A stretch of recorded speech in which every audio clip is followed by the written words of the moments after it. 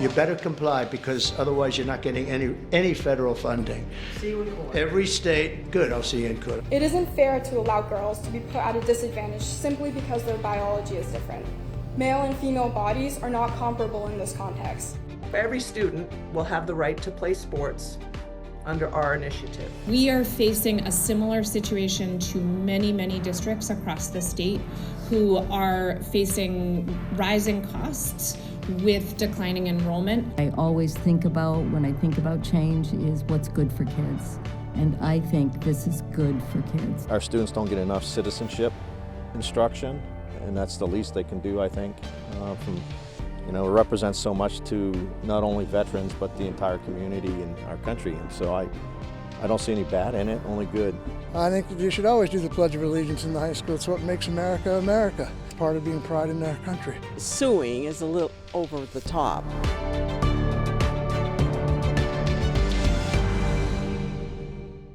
Good evening. We look at a growing crisis in the classrooms in Maine, one that goes beyond curriculum and cuts to the core of trust. Welcome to Crisis in the Classroom, Maine. I'm your moderator, Armstrong Williams. Parents are asking questions, teachers are under pressure, and students are caught in the middle. Education should be about clarity, teaching young people how to think, not what to think. But when classrooms become divided, the mission is lost. This is about politics. It's about restoring focus, discipline, and truth in the place that shapes our future. The debate over transgender athletes in Maine high school sports has been building for more than a year. As one part of it plays out in court, Mainers will be headed to the polls in November to have their say. CBS's 13's Jeff Peterson explains how we got here and what the referendum looks like on the ballot. A little more than a year ago, Maine became part of a national conversation over transgender athletes and federal law. The Trump administration raised concerns that Maine's policy allowing students to compete in high school sports based on gender identity could violate Title IX. But state leaders stood by the Maine Human Rights Act, which protects against discrimination based on gender identity. You better comply, because otherwise you're not getting any federal funding. See you in court. Every state, good, I'll see you in court. I look forward to that. The Trump administration followed through on that threat and sued Maine in April of last year. That court case still playing out now. At least 8 school districts have changed their policies to align with the Trump administration. At the same time, the group Protect Girls Sports in Maine has collected enough signatures for a citizen referendum. If passed, it would require school sports teams and private spaces like locker rooms to be based on a student's sex at birth. It would also allow parents and students to sue if a district violates the policy and a student was injured or lost an athletic opportunity because of it. Supporters argue the change is about fairness in competition. It isn't fair to allow girls to be put at a disadvantage simply because their biology is different. Male and female bodies are not comparable in this context. Every student will have the right to play sports under our initiative. They can play on their biological sex team, or they can play co-ed. Opponents say the proposal conflicts with the long-standing civil rights protections in Maine law and argue a transgender athlete's participation is about inclusion and equal access. And an attempt like this would again single out a certain group and make them second-class citizens in a school, and that doesn't make schools welcoming and inclusive of anybody. Under Maine law as it stands, every child gets to go to school and with some guardrails have the same opportunity as any other child. This bill would end that. The referendum question will be on the ballot in November. Let us welcome Jeff Peterson from WGME CBS in Maine. Jeff, for those just learning about this, what is this referendum about and why is it gaining so much attention in Maine? Well, just like on the national level, this is a huge issue when it comes to transgenders in sports. And Maine has a human rights law which allows transgenders to play in girls' sports. So that's why it's gone to referendum now. So what do you think is driving the effort, and how broad is the support you're seeing on the ground in Maine? Well, really not large at all. It's less than 1% of students in Maine. That's according to the Maine Principals Association. That's the governing body when it comes to girls' sports in the state. The number of transgender athletes participating in girls' sports is just 2. And that's why opponents of the referendum feel like it's a solution looking for a problem. So if this measure makes it to the ballot and passes, let's just say, what would actually change in Maine schools and athletics? Well, it sounds like that they are not going to allow transgenders to play in girls' sports. If this law passes, of course, that'll be appealed. And so we're about halfway through the 30-day window for the public to weigh in on a referendum question that is worded out there. So there's a chance we could see a change in the language. That's because both sides have indicated they think parts of it are vague and confusing. There's also a lawsuit currently underway regarding whether or not the group that collected the signatures did so properly. The lawsuit is asking for thousands of signatures to be thrown out. Now, if a judge agrees, that means there wouldn't be enough signatures to put the question on the ballot. And of course, that would likely be appealed. So we'll have to see, again, how this whole case plays out. You know, I'm curious about how it intersects with existing state policies and federal law. Well, there's a human rights law in Maine that was passed several years ago that allows transgenders to play in girls' sports. And again, like I told you, right now there's only 2 according to the MPAA. And there's been a lot of confusion out there because of the way the ballot question reads. I have a copy of the ballot question right here. And this is something, again, that a lot of people have been confused about. This is how it is written. Right now, they're trying to have the public weigh in. They have until May 7th to do that, to see if they're all right with the wording on this ballot. It says, do you want to change civil rights and education laws in Maine to require public schools to restrict access to bathrooms and sports based on the gender on their child's birth certificate and allow students to sue schools? So you can see, you know, I have a copy of it right here, that it can be very confusing to a lot of people. So they're trying to get the ballot measure worded properly and to make sense. So when people go to the, of course, polls in November, they'll get it right and have a very informed decision to make. Yeah, but from your reporting, how are schools currently handling these matters on the ground? Well, right now, for the most part, most schools are letting them play. There have been several schools that have decided to go against state law and with the Trump administration to not allow transgender girls to play in sports. And of course, this is now with the Mills administration. The state is suing those schools, trying to get them to adhere the law here in Maine, what again is a human rights law here in Maine, not just a transgender girls in sports law. So that's where there's some gray area here. You know, are educators and administrators asking and seeking clear guidance on all this? They're really going by the law, and that's the big thing in Maine. The 7 schools are going by the federal law when it comes to the Trump administration. It seems like all the other schools are going by what state law is, and that's, of course, the the human rights law.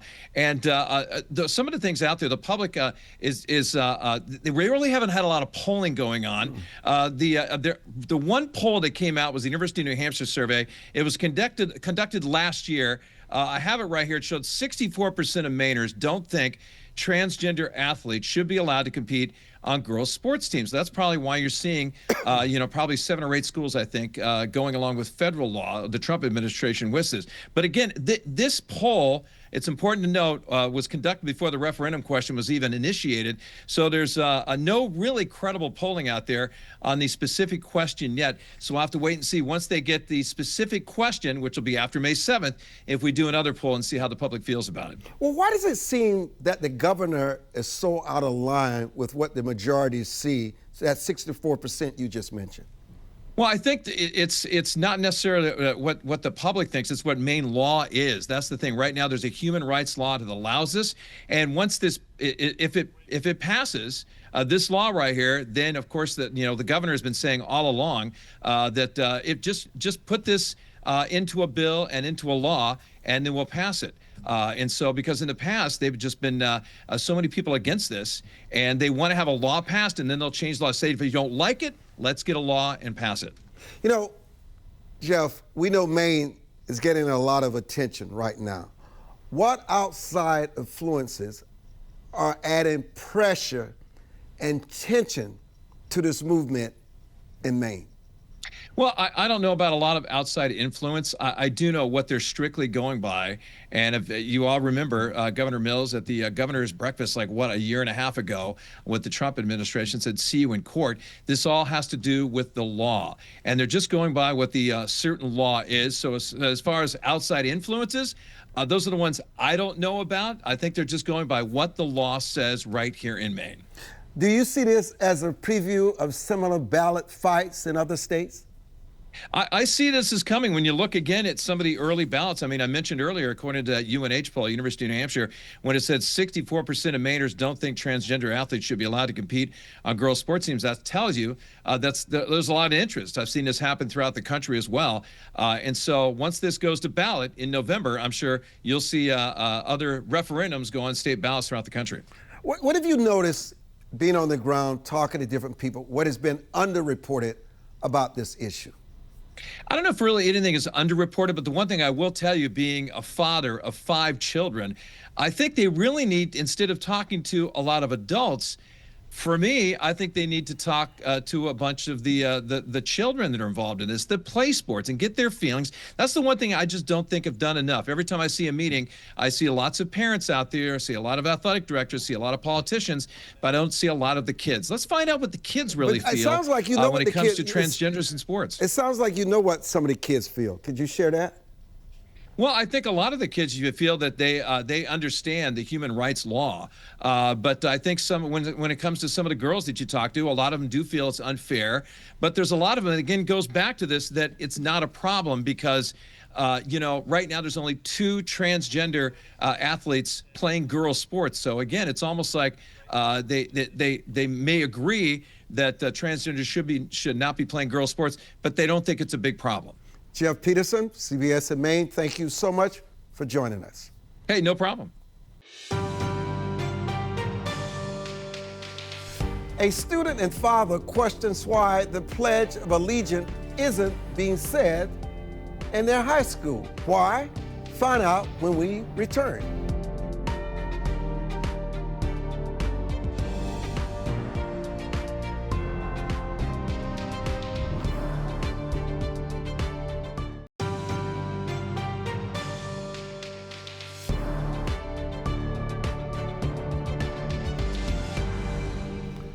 I'm Armstrong Williams, and welcome back to Crisis in the Classroom.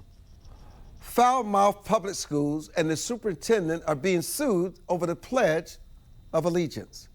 A student and his father accused the high school of no longer providing an opportunity for students to recite the pledge, a clear violation of state law. CBS's 13's Brad Rogers has more details on this. I pledge allegiance to the flag of the United States of America. The Pledge of Allegiance is often recited at the start of the school day, civic meeting, or veteran assembly. Falmouth Elementary School recites the pledge on school days.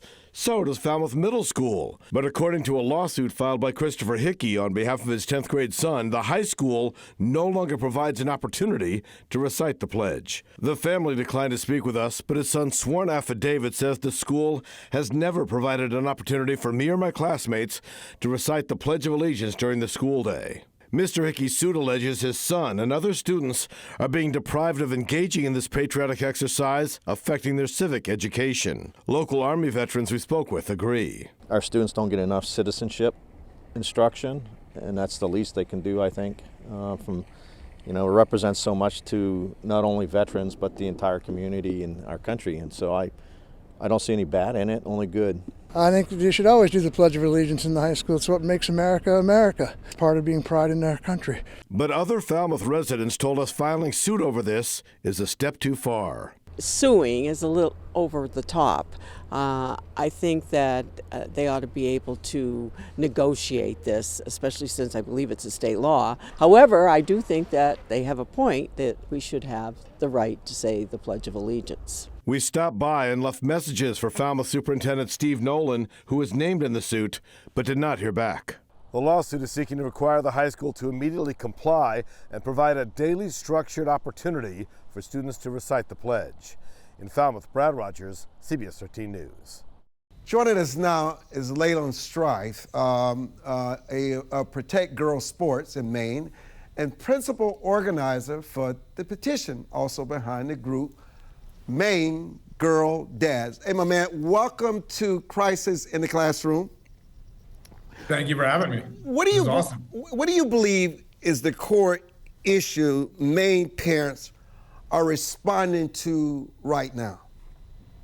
Yeah, I think the core issue is the fact that there is sex-based discrimination happening in our schools right now, and parents want to end the sex-based discrimination that's happening right now. The truth is, there are federal civil rights that say that sex is a protected class. Sex and gender are not the same thing.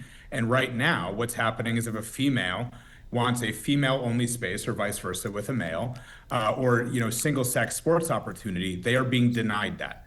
That is discrimination, and that is illegal, let alone it being immoral. And I think the way in which that's playing out, the symptoms of that are really hurting young females the most. Our most vulnerable population, as we think, across the state, are children. And how that's manifesting is twofold. Number one, there are males that are competing in and winning sports opportunities for females.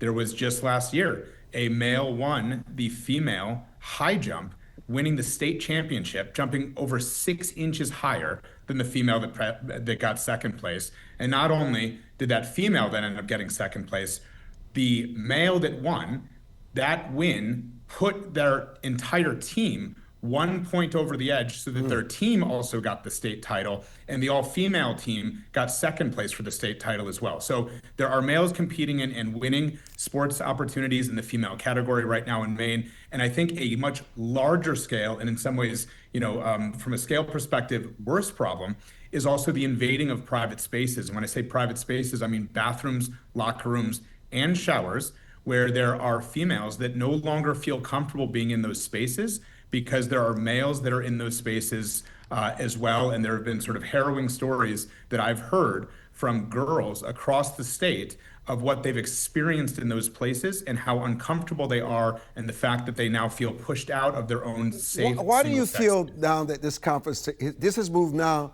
from a conversation to a formal petition effort? Yes. I mean, the reason that it has is because one is happening. It is a myth to say that this isn't happening. This is happening at scale right now across our schools every single day. Anyone that doesn't believe me, please go watch the testimony of us testifying in front of the judiciary last week, where parents, mothers, and most importantly, young girls in college and high school told stories of losing out on sports opportunities, told stories of males watching them change, told stories of males masturbating in the locker room while they're trying to change. So number one, this is happening. Number two is the people that we've elected to do something about this are doing nothing about this. So last year, as this scale, continued to sort of scale as a problem across our state, we saw sports championships, state titles, go to males in the female category last year. We did what we were supposed to do as citizens. We created Maine Girl Dads. Over 8,000 dads that fall across the entire political spectrum came together, and we petitioned the Maine Principals Association. They are the governing body of our education system here in Maine, and said, hey, this policy you have that allows people to use whatever bathroom or private facility they want and access the sports that they want, regardless of their sex, is not okay and needs to change. I'm sorry. Let me interject this then. Supporters say this is about protecting fairness in girls' sports. I want you to define what fairness is in this context. Fairness is sex being given equal protection and opportunity under the law, which means that there is fairness in two different ways. Number one, from a sports perspective, obviously, females should be only competing against females. Why would we introduce males? Why does the female category exist at large? Title IX has existed for 52 years for a reason, and it needs to be enforced. So one is fairness on the playing field, the fact that females should be competing against females and have an equal playing field in their ability to be able to compete, and all of the pride and achievement that instills in themselves. But also fairness when it comes to their rights being exercised in private spaces. They are not being given single-sex spaces right now in schools. And not only is that unfair in that it's a violation of their civil rights, it's also unfair for them as humans. And I look at this as a father of a girl, and we, raise our daughters, telling them to trust their intuition. Trust, if you feel uncomfortable, you are uncomfortable. Do something about that. And now we have a society that is saying, you know what, don't trust that intuition. If it comes to the locker room and a male is next to you, something's wrong with you. Forget about that intuition. Let that person stay there, and you should be completely okay with that. Okay, hold that point for me. So here's the core issue here. Critics argue that these policies, Leyland, exclude transgender students. How do you respond to that concern, which they see as another type of discrimination? Yeah, great. So a couple of different ways. Okay. So first of all, as a parent, I understand. We all care about our kids, and we want our kids to feel accepted.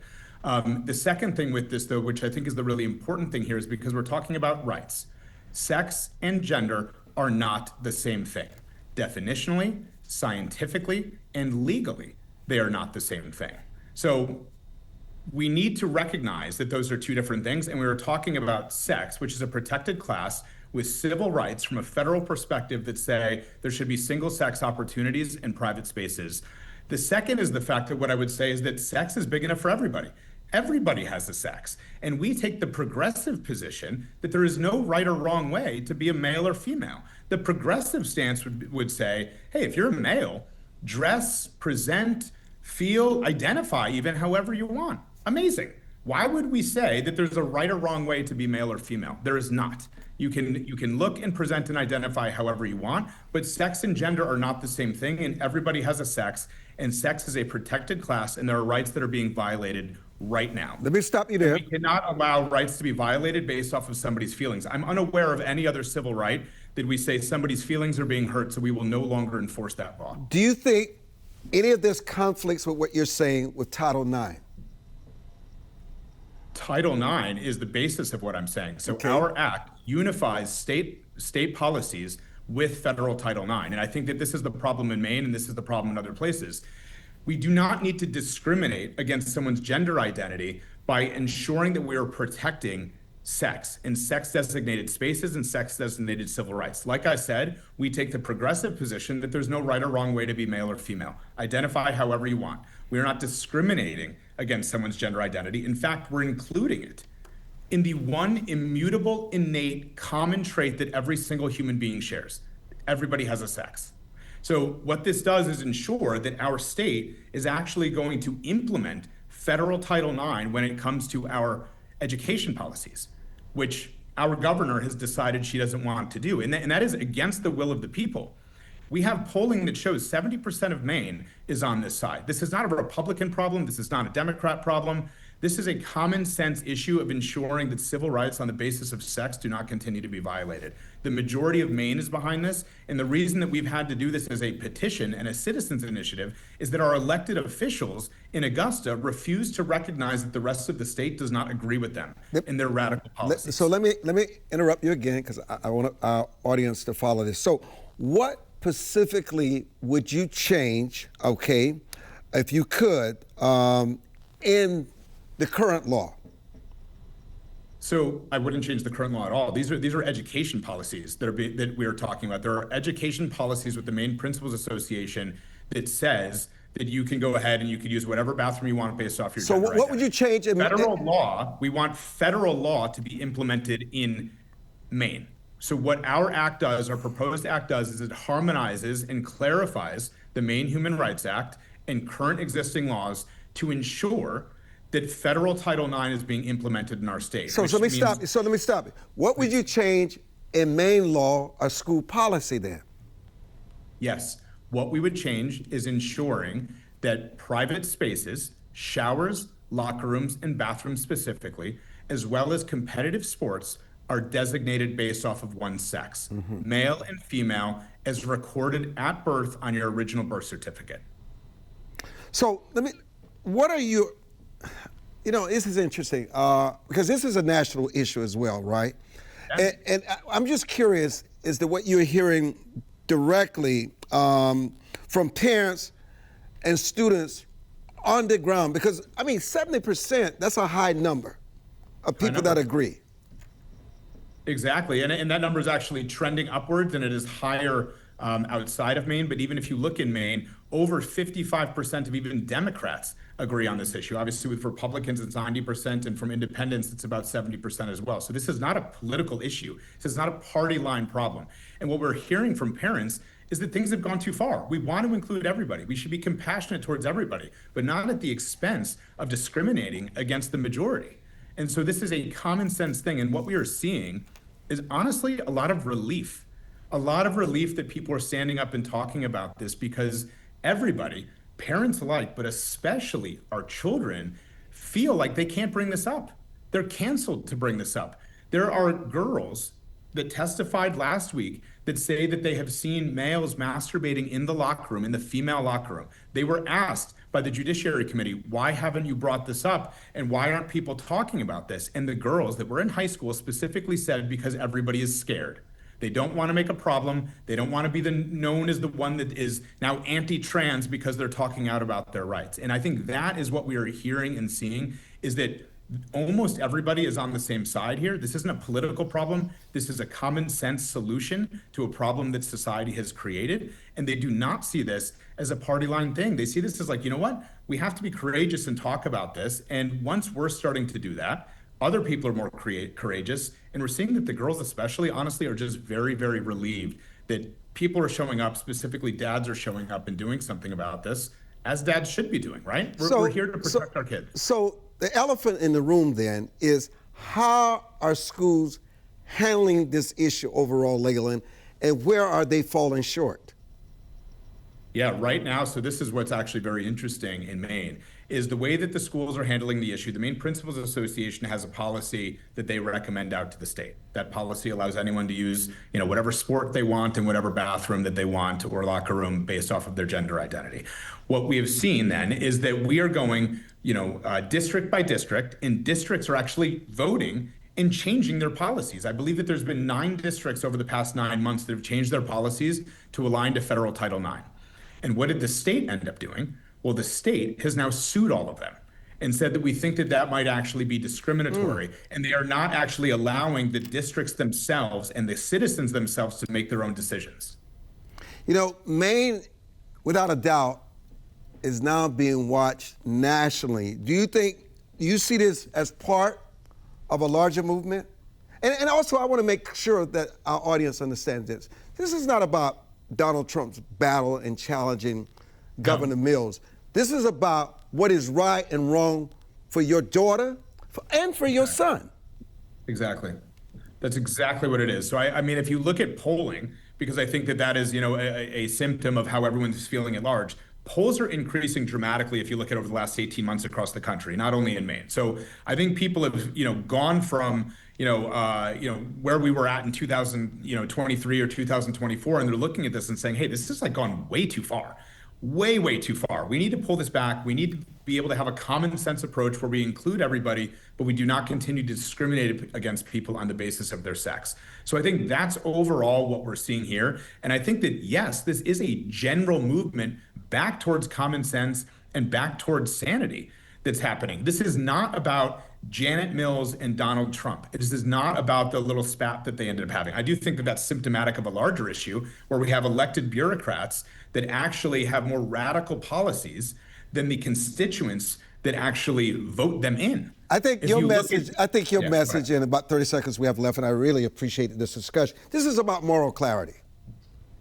100% this is about moral clarity. We talk a lot, just from a Maine girl dad's perspective, this isn't political, this is purely paternal and based in common sense. This is about us restoring the morals that we try to instill in our children, we should have in our society. We talk about standing up for truth, especially when it's hard. How can you ask our kids to do that if we as adults aren't willing to do that? We all know what's right here. We all know that. It's hard to speak up about that, but courage begets courage. So I urge everybody else to talk out about this issue too. Leland Strife, thank you so much for your unapologetic discussion about this topic, and I look forward to further discussions in the future. Thank you, sir. Crisis in the Classroom will continue.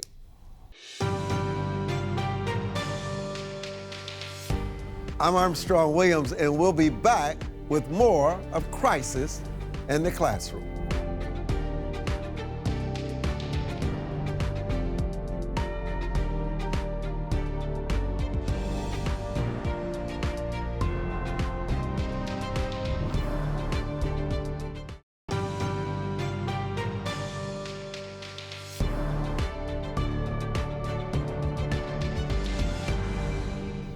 We welcome you back to Crisis in the Classroom. Meeting budgets is a problem everywhere, but in one district in Maine, the city of South Portland is facing a tighter budget year and tough decisions. As CBS 13's Allison Lapierre reports, the city is turning to residents for cost-saving ideas. Allison? Reorganizing schools and cuts to staff and services are a few of the ideas the South Portland School District have come up with to potentially cut back on the predicted $83 million school district operating budget. We are facing a similar situation to many, many districts across the state who are facing rising costs with declining enrollment. The South Portland School Department accounts for 61% of the city's property taxes. In order for the district to maintain operations as is, the school department's share would need to increase by nearly 19%, which could lead to hundreds of dollars in increases for property taxes. Leaders are considering options to avoid that. Assistant Superintendent Johanna Prince shared ideas on how to cut costs during a recent budget forum. The first big idea is considering a reconfiguration of how our elementary schools are broken up. Most board members agreed with the idea of reconfiguring schools. I always think about, when I think about change, is what's good for kids. And I think this is good for kids. While other community members shared concerns about kids changing schools and worries about cuts to staff and services. Concerns about mental health impacts on staff and students. Worry about the imbalance of changes. Some are higher impact for some staff but not others. Timeline for notification for teachers who may not have positions next year. This is still very early in the budgeting process. The board will continue to discuss options at the next budget workshop on March 2nd. In South Portland, Allison Lapierre, CBS 13 News. Welcome back to Crisis in the Classroom. Joining us now is Desti Holman-Sprague, Executive Director of the Maine Women's Lobby. Ms. Sprague, welcome to Crisis in the Classroom, and thank you so much for joining us. Yeah, thank you for having me. I'm glad to be here with you this morning. You know, at the center of this debate is the definition of fairness. How does your organization define fairness? We really think fairness means that everybody has access to education, has access to bathrooms when they need to pee, and has access to the full protection of educational and civil rights offered by Maine and federal law. Why do you believe current policies in Maine are the right approach? Well, we know that for 20 years, we have had policies in Maine that protect all kids and their ability to use the bathroom or access school or sports. And we know that it's worked really well in Maine. You know, we think that this is sort of a manufactured crisis. There is no crisis. And for 20 years, we've been able to prove that in Maine. Everybody has been able to play sports and have access to fair classrooms and fair activities with their teammates. So why do you think over 65% of your state are not aligned with what you just said? Honestly, I think that, you know, when people read a title like Protect Girls in Sports, I think that strikes a nerve for them, because we all know that we want to protect girls. Girls in Maine experience very high levels of sexual violence, sexual harassment. And so that we all want to do what we can to make sure that we stop that and do protect them. I think that's what people were signing on for. I think what they didn't realize is that this is actually a proposal funded largely by a single billionaire who put almost $800,000 with almost no grassroots support to get this on the ballot. So it's using money and kids saying, for political power, and we just don't think that's fair. Are you saying the voters are ill-informed? I'm saying that I don't think that this is a proposal that protects girls. So I do think it's possible that a lot of people signed this ballot without really understanding what it was for. Is there a difference between, in your mind, sex and gender? I think that there is a difference between sex and gender, certainly. And the Maine Human Rights Act has a really careful ability to address sex and gender and make sure that all Mainers are protected in school and in the workplace. Is there a right or wrong way of being a male or female? It's interesting that you should ask that question, Aaron, because Armstrong. I think excuse me, apologies. But it's okay. Erin's my producer, so that's fine. I understand. No problem. It's interesting that you should ask that, though, because my real fear with a proposal like this is that it makes all girls a target. Any girl who's perceived as too big or too strong will be the target of harassment and vigilante inspectors. And lest you think that that's sort of in my imagination, we actually know this happens all the time. A woman in a hotel bathroom in Boston just last year was kicked out for being perceived as being trans, even though she wasn't. A teenager in Florida who was not able to use a restaurant bathroom. It's happening all the time that people are sort of being transvestigated. These are cis women and girls, and because they are perceived as too big or too strong, they're being harassed in their own communities. What do you say to critics about boys masturbating in this space before little girls? Do you take those allegations seriously? And if so, how should they be addressed?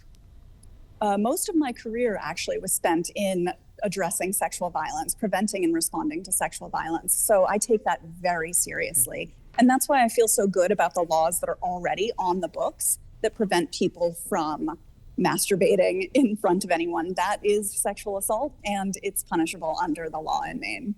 I think what is critical, though, is how you balance inclusion for transgender students with competitive equity. I totally agree that we want to be equitable and we want to be fair. Right now, we have 0 known trans athletes in high school or college sports in Maine.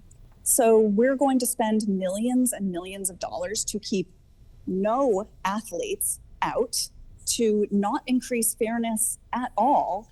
And while we're doing it, raise the profile of hundreds of tall, strong girls who will potentially then be harassed or perceived as trans. There are concerns that education funding is being redirected towards social policy or core academic priorities being affected by this? I have to confess, I think that's nonsense. I don't think that any educational funding is being redirected in support of a social agenda. Is that based on facts or your feelings? I think it's based on facts. I mean, I have a student who is in high school right now at a public school in Maine. I am part of that school all the time, and I can say with confidence that the school budget addresses all the things that a school budget is supposed to and is not being used to further a social agenda, and I don't think that's true anywhere in Maine. Do you find any common ground or agreement with the opposition? I would be really excited to have a meaningful and informed, nuanced conversation about how we build fairness and safety for girls. It's a real problem for me and at the Women's Lobby that a quarter of Maine girls are experiencing sexual violence and sexual harassment. And I absolutely think that we should be doing everything that we can to protect them. I don't believe that proposals like this do that. Those quarter of Maine girls are not being sexually assaulted by trans people. And if they were, that's something for the law to decide as already written. We are investing so much money into a campaign or a proposal that's solving a problem that doesn't exist. Let me just challenge you here. So are those girls and parents delusional? Are they creating these scenarios? Are they creating this fear? What do you feel this is all based on? Because you seem to think that it's lunacy. It doesn't make any sense. It's not happening. So what are we missing? Well, I will say lunacy is your word, not mine. It is mine. We agree. I do think it is misdirected energy.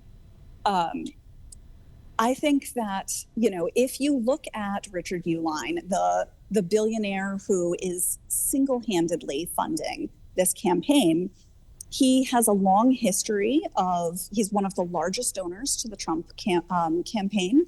He spent nearly $7 million to kill the Equal Rights Amendment in New York. He has invested in anti-democratic efforts.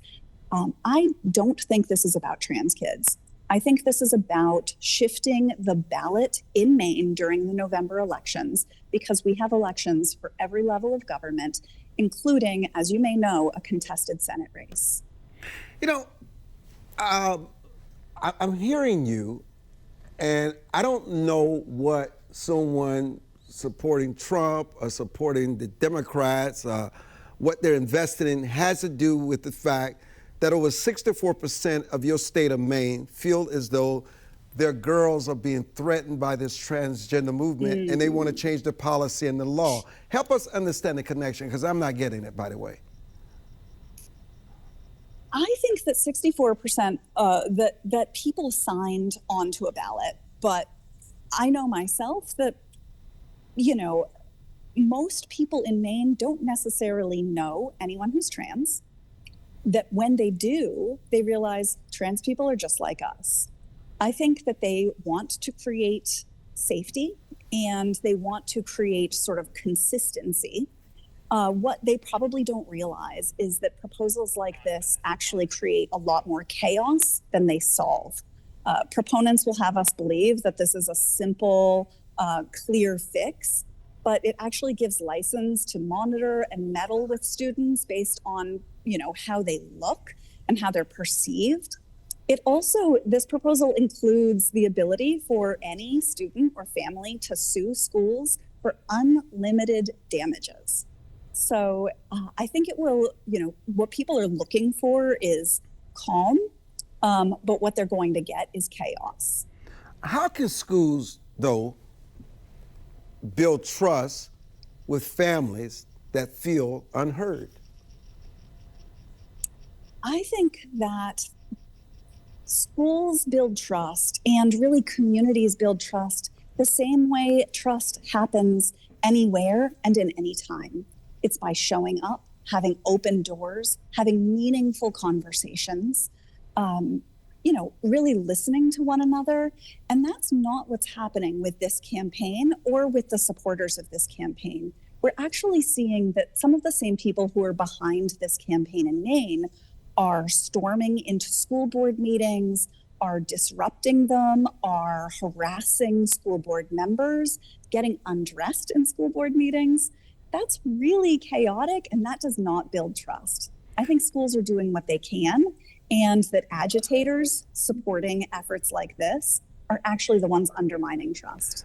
But the agitators are not the girls that go to their fathers and their mothers and feel uncomfortable in this environment. What about the voice of the kids? Forget about the agitators, forget about the billionaires. Let's talk about the kids in these environments that feel they're cheated when they compete for these awards, and they feel they have to compete with somebody who's biological male.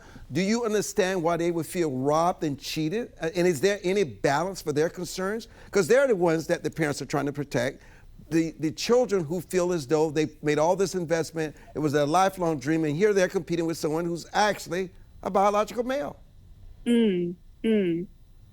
Well, first I would say that actually the science is pretty clear that there is not necessarily an advantage for, I know, but you know, proposals like this are talking about treating 6-year-olds. You're a very intelligent woman. You're very intelligent and well educated. And you don't think that there is no advantage? Come on now. I'd be happy to share the evidence. But share the evidence. Let us hear your evidence. What we need to focus on. No, share your evidence. Let us hear your evidence. This proposal treats 6-year-olds the same way it treats high school football players. Do you think that 6-year-olds deserve to be treated with the same kind of blanket ban that high schoolers should be treated with? Listen, what I want to say to you, what would be the ideal outcome for everyone? the transgenders, which is a very small fraction of the community, those that feel threatened, the parents, and yourself. Is there an outcome, a solution that everybody could live with? I think that there potentially is a solution that everyone can live with. I don't think it involves treating 6-year-olds the same way that we treat high schoolers. As I've said before, we have no known trans kids playing competitive sports in high school or college. And so we're going to exclude children of every age and every stage to address a problem that just doesn't exist. Well, let me ask you, how many 6-year-olds, because this is new territory for me, think they are transgender? Probably the same percentage of adults who are transgender. Really? Yes. Listen, I appreciate so much having you on today. Your final thoughts? My final thoughts are that I think fairness and safety is so important. I've dedicated my career to addressing sexual violence and sexual harassment among people of all genders. But I care a lot about protecting girls, and that's why I know that lifting up the bigger, stronger, taller girls And you care about protecting all girls, correct? Everybody. That's right. Yeah. Desti Holman-Sprague, I want to thank you so much for joining us tonight on Crisis in the Classroom. I wish you well, and we will continue to follow this important story. Thank you for having me. I appreciate it. Our pleasure. Thank you for joining us. The schools are open. The buses are running. But where are the students and why are they missing school? More of Crisis in the Classroom when we return.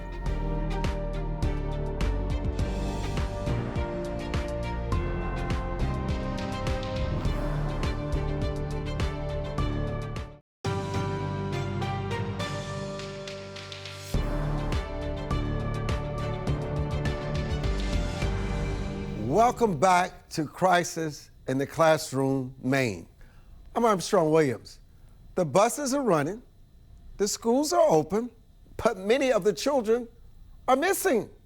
One school in Oxford County says is dealing with chronic absenteeism and it's not the students' fault. CBS's 13's Allison LaPierre shows us who they are blaming for this crisis in the classroom. In last week's RSU 73 school board meeting, school officials say the district is dealing with chronic absenteeism. School officials say the reasoning could be because of inconsistent home routines. Difficulty getting students up and out the door, school not always being treated as a daily priority. Spruce Mountain Primary School Principal Darcy Shink told the school board that 19% of students at her school are considered chronically absent. That's defined as missing 10 or more % of school days in a year. With 1 in 5 students chronically absent, she says the school will focus on getting parents more involved in their kids' education. Improving attendance will take a consistent effort between school, families, and broader supports to make sure students are getting to school each day. A handful of parents tell us they've kept their kids home because of bullying at school. They didn't want to go on camera out of fear of retaliation, but say the school needs to invest in more mental health and support services. But the principal says there are limits to what the school can control. We can reach out, offer support, communicate expectations, but we cannot directly manage what happens at home each morning. In some cases, families don't respond to outreach or are not able to make consistent changes, which makes improving attendance difficult without additional support or accountability measures beyond the school level.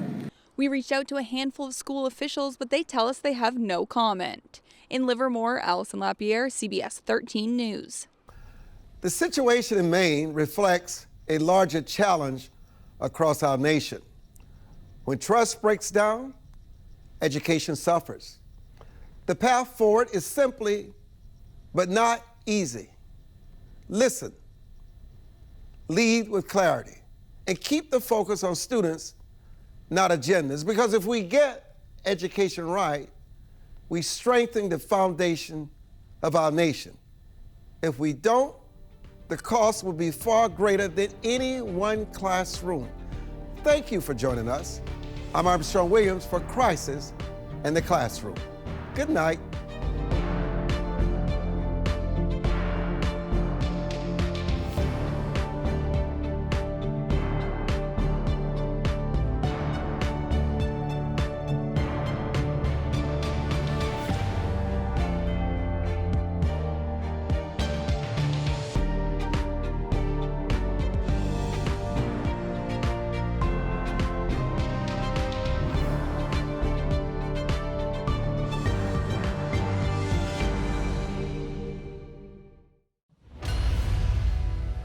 You built America.